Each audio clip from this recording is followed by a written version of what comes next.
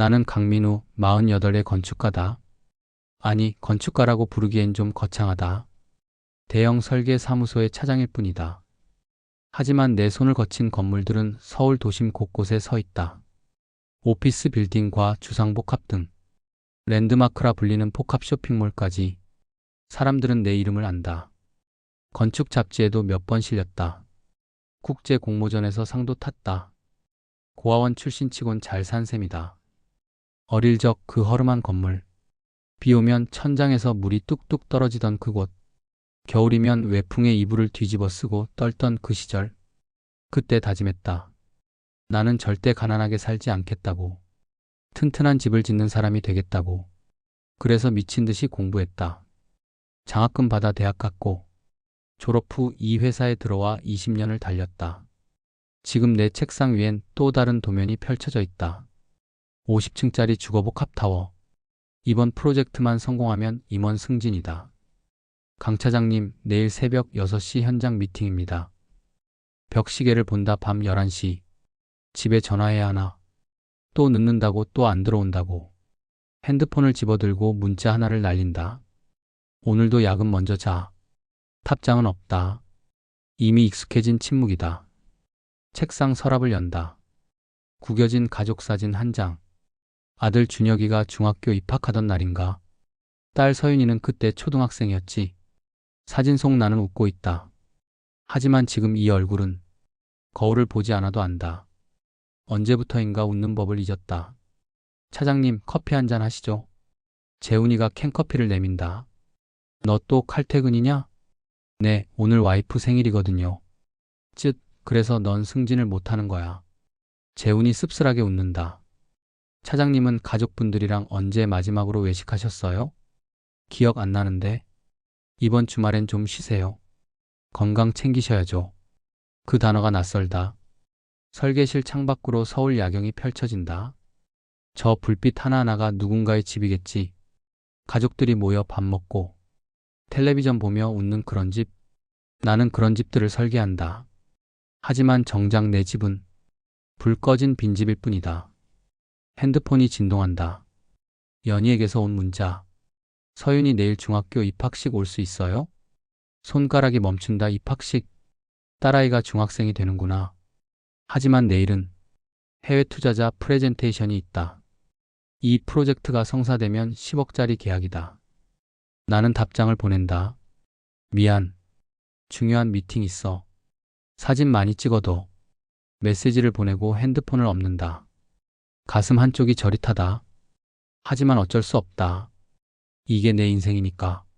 성공하려면 희생은 당연한 거니까. 도면에 다시 집중한다. 완벽한 설계로 이 건물은 100년을 갈 것이다. 하지만 내 가정은 고개를 젓는다. 쓸데없는 생각이다. 형광등 불빛 아래 나는 오늘도 남의 집을 짓는다. 아침 6시. 현장은 이미 분주하다. 헬멧을 쓰고 공사장을 돌아본다. 모든 게 계획대로 진행되고 있다. 핸드폰을 확인한다. 오전 9시 서윤이 입학식 시간이다. 잠깐 망설인다. 지금 가면 늦지 않을까? 하지만 발이 떨어지지 않는다. 투자자 미팅이 10시다. 1시간밖에 없다. 결국 현장을 빠져나온다. 입학식이 아니라 회의실로. 회의는 3시간이 걸렸다. 프레젠테이션은 성공적이었다. 투자자들이 만족스러운 표정을 짓는다. 사무실로 돌아와 책상에 앉는다. 핸드폰에 메시지 2개. 입학식 사진 보내요. 서윤이가 아빠 찾더라고요. 사진을 연다. 교복 입은 서윤이가 어색하게 웃고 있다. 옆엔 연희, 그 옆엔 빈자리. 가슴이 먹먹하다. 점심시간. 구내식당에서 혼자 밥을 먹는다. 옆 테이블에서 직원들이 수다를 떤다. 우리 애 어제 첫 걸음마 했어요. 와, 축하해요. 사진 찍었어요? 당연하죠. 100장은 찍었죠. 웃음소리가 들린다. 따뜻한 웃음. 나는 언제 우리 아이들 첫 걸음마를 봤더라. 기억이 안 난다. 그때도 현장에 있었나? 아니면 야근 중이었나? 숟가락을 놓는다. 밥맛이 없다. 오후 내내 도면을 수정한다. 집중이 안 된다. 자꾸 서윤이 사진이 떠오른다. 저녁 7시. 퇴근 시간이지만 아무도 일어나지 않는다. 재훈만 가방을 챙긴다. 결혼기념일 일하며 먼저 퇴근을 한다. 우리 결혼기념일이 언제더라? 기억이 가물가물하다. 재훈이 나간 뒤 동료 김대리가 혀를 찬다. 저러니까 승진 못하는 거지. 다들 고개를 끄덕인다. 하지만 나는 왠지 재훈이가 부럽다. 집에 돌아간 건 밤 11시. 현관문을 열자 어둠뿐이다. 불을 켠다. 거실엔 아무도 없다. 식탁 위에 메모 한 장. 밥 냉장고에 있어요. 데워 드세요.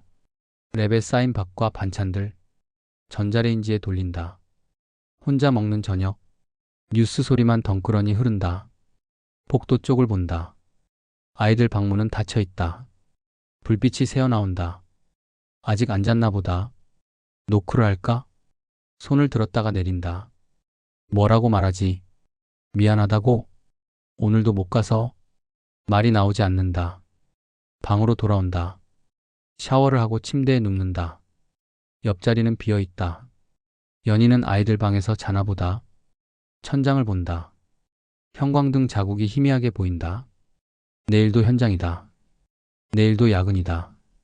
이게 내 인생이다. 하지만 왜 이렇게 공허할까? 현장 감리 나흘째. 몸이 천근만근이다. 가슴이 조여온다. 숨이 차다. 시야가 흐려지고 다리에 힘이 풀린다. 바닥에 쓰러지고 소리가 멀어져 간다. 의식이 희미해진다. 저 멀리 사이렌 소리. 눈을 뜨니 하얀 천장이다. 소독약 냄새. 병원이다. 간호사가 다가온다. 나는 절대 쓰러질 사람이 아닌데. 문이 열린다. 연희가 들어온다. 얼굴이 창백하다. 눈가가 붉다. 의사 선생님이 검사 결과 나오면 설명해 주신대요. 무슨 검사? 심전도 하고. 여러 가지요. 연희가 손을 잡는다. 차갑다. 1시간쯤 지났을까? 의사가 들어온다. 급성 심근경색으로 쓰러지셨습니다. 심근경색. 그리고 추가 검사 결과. 의사가 말을 잇는다. 췌장에서 종양이 발견됐습니다. 조직 검사가 필요하지만 악성일 가능성이 높습니다. 세상이 멈춘다. 뭐라고요? 췌장암으로 보입니다. 이미 상당히 진행된 상태고요. 연희의 손이 덜덜 떨린다. 얼마나 진행됐는데요? 정밀 검사를 해봐야 알겠지만 3기에서 4기로 추정됩니다. 나는 건물을 짓는다. 설계도를 그린다. 완벽한 구조를 만든다. 하지만 내 몸은 이미 무너지고 있었다. 치료는 가능한가요? 목소리가 갈라진다. 최선을 다해보겠습니다. 하지만 솔직히 말씀드리면 의사가 고개를 숙인다. 쉽지 않을 겁니다. 연희가 흐느낀다. 처음 보는 모습이다. 연희가 우는 걸 본 적이 없다. 항상 강했고 혼자서도 잘 버텼다. 하지만 지금 무너지고 있다. 병실로 옮겨졌다. 창밖으로 서울 야경이 보인다. 저 불빛 중 하나가 내가 설계한 건물이다. 30층짜리 빌딩. 저 건물은 100년을 갈 것이다. 하지만 나는 핸드폰을 든다. 본부장에게 전화한다.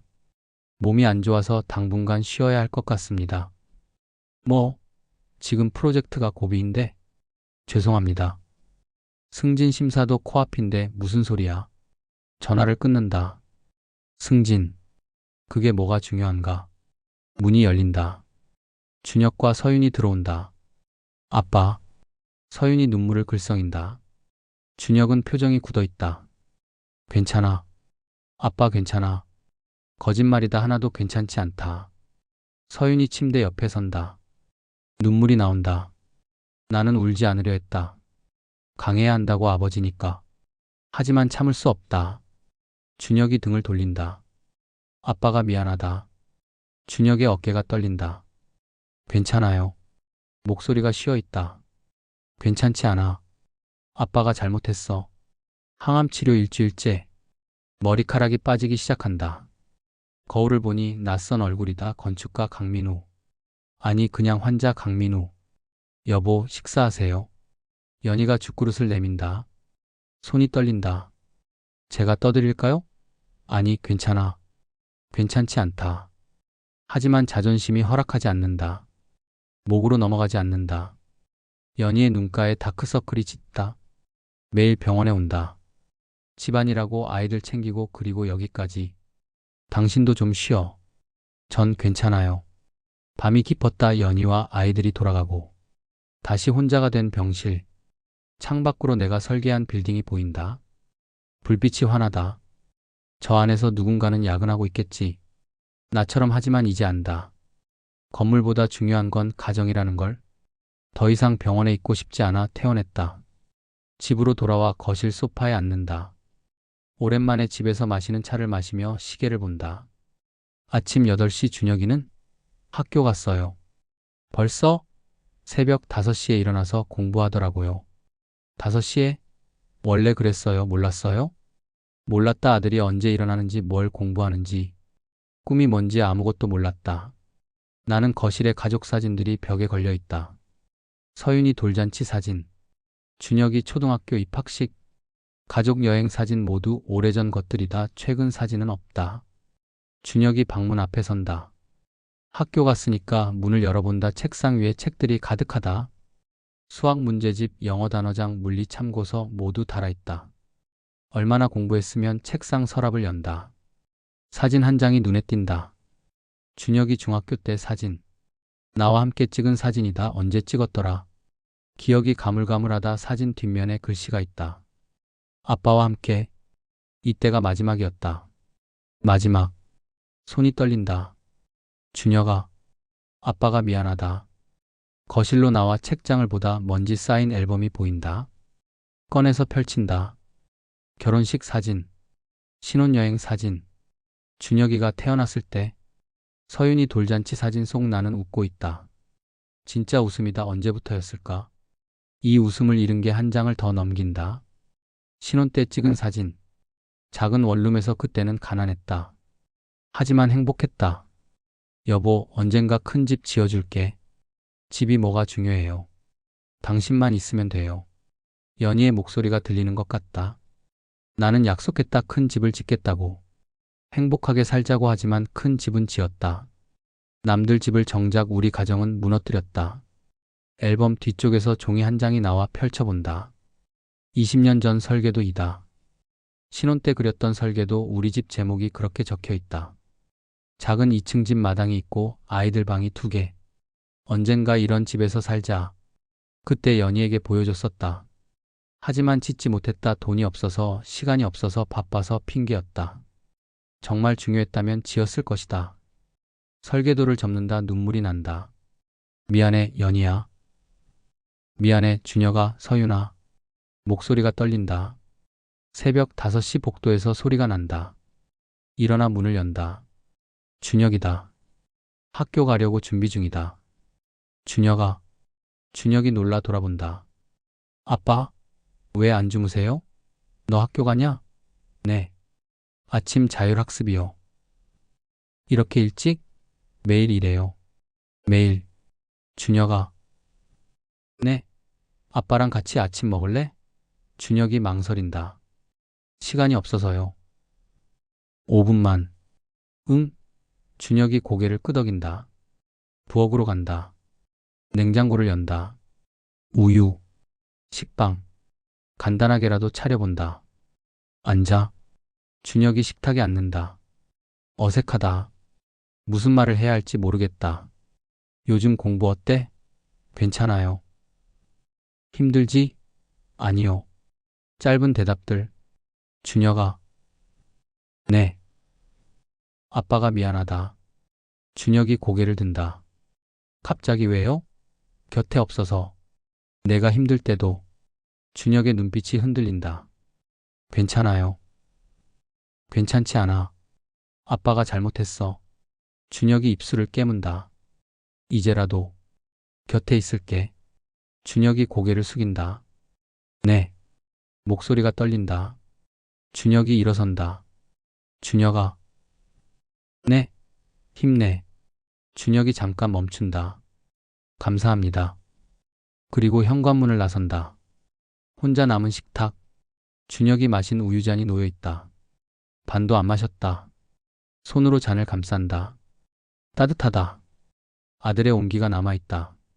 창밖이 밝아온다. 새로운 하루가 시작된다. 하지만 내게 남은 날은 얼마나 될까?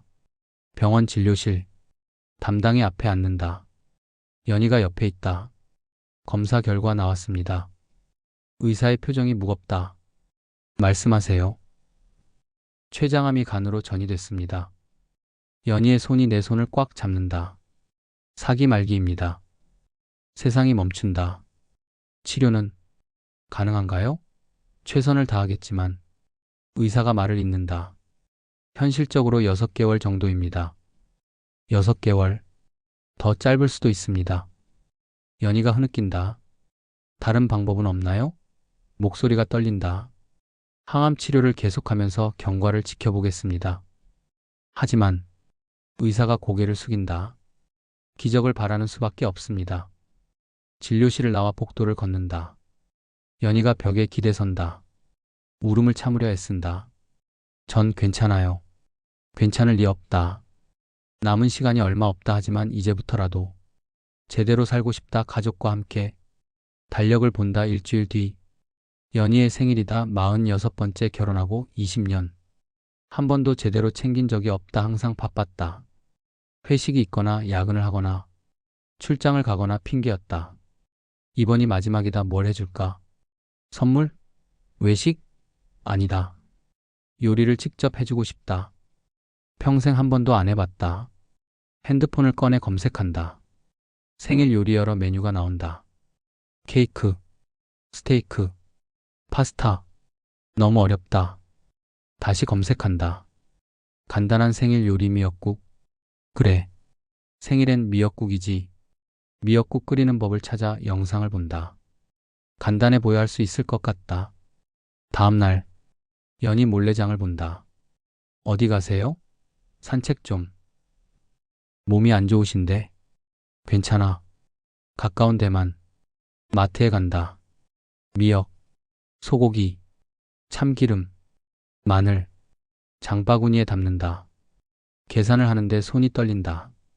손님 괜찮으세요? 직원이 걱정스러운 눈으로 본다. 네, 괜찮습니다. 집으로 돌아와 재료를 숨겨둔다. 며칠간 몰래 연습한다. 새벽에 일어나 부엌으로 간다. 미역을 물에 불린다.